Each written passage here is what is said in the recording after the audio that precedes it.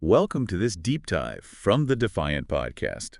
We cut through the noise in DeFi, entertainment, and sports. And we're powered by Defiant, the on-chain lifestyle sports brand, bringing you what truly matters. Yep. Today, we're looking at some pretty big moves in crypto regulation, how it's bumping up against traditional finance. And then we'll switch over to some NBA draft buzz and the Boston Marathon results. Historic race this year. Okay, let's start with crypto.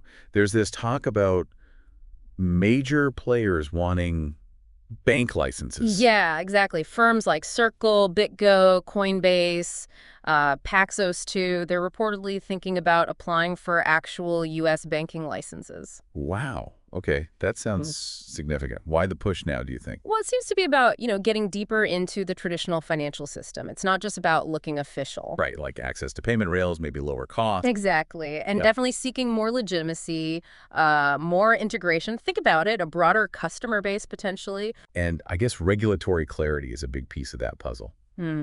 especially with all the stablecoin legislation discussions happening. Precisely.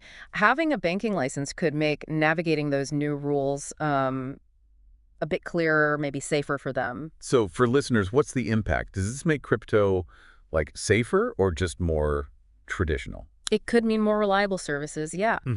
These firms would face stricter rules, which might mean better protection for users' assets. Oh, yeah. And, maybe more traditional banks become comfortable dealing with them, leading to new products. But is there a downside?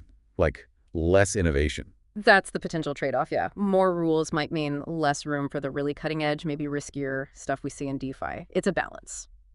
Interesting.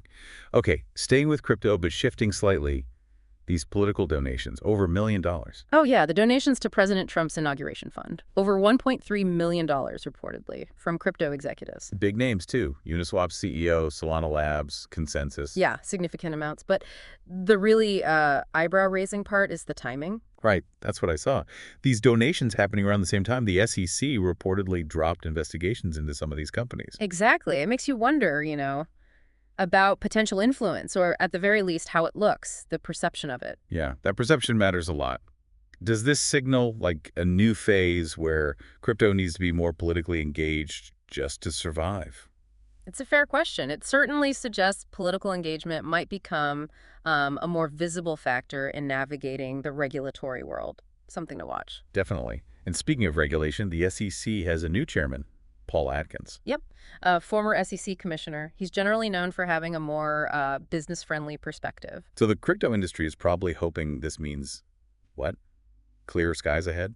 Likely hoping for more transparency, perhaps more predictable regulatory framework, maybe less focus on enforcement actions and more on clear guidelines. Especially for things like token classification. Exactly. And if you combine that with firms seeking bank licenses, a more, let's say, accommodating SEC could really speed up that integration with traditional finance.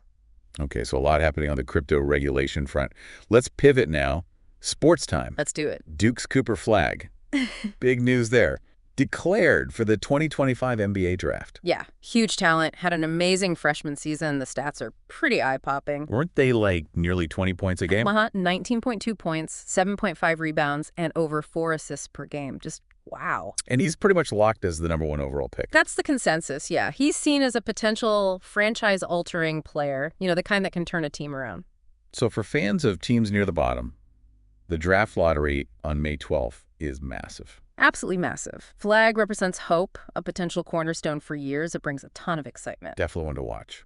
Okay, finally, let's talk running. The Boston Marathon. Right, the results are in. John Career won the men's race. Hoover.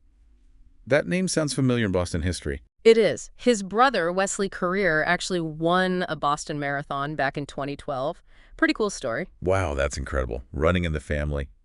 And the women's winner. Sharon Lekady. And she didn't just win. Oh. She held off the defending champion and broke the course record. Broke the course record. In Boston. That's a massive achievement. It really is. It cements her place among the absolute elite in marathon running. Just a phenomenal performance. So, incredible stories from Boston.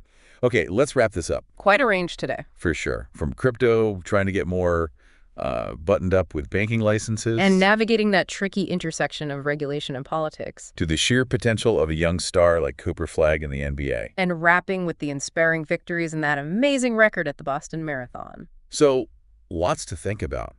How might this crypto shift towards banking change things for you? What does Flag mean for the League? Just some food for thought. Definitely. This has been our deep dive from the Defiant Podcast, brought to you by Defiant, where on-chain meets your lifestyle. Thanks for tuning in.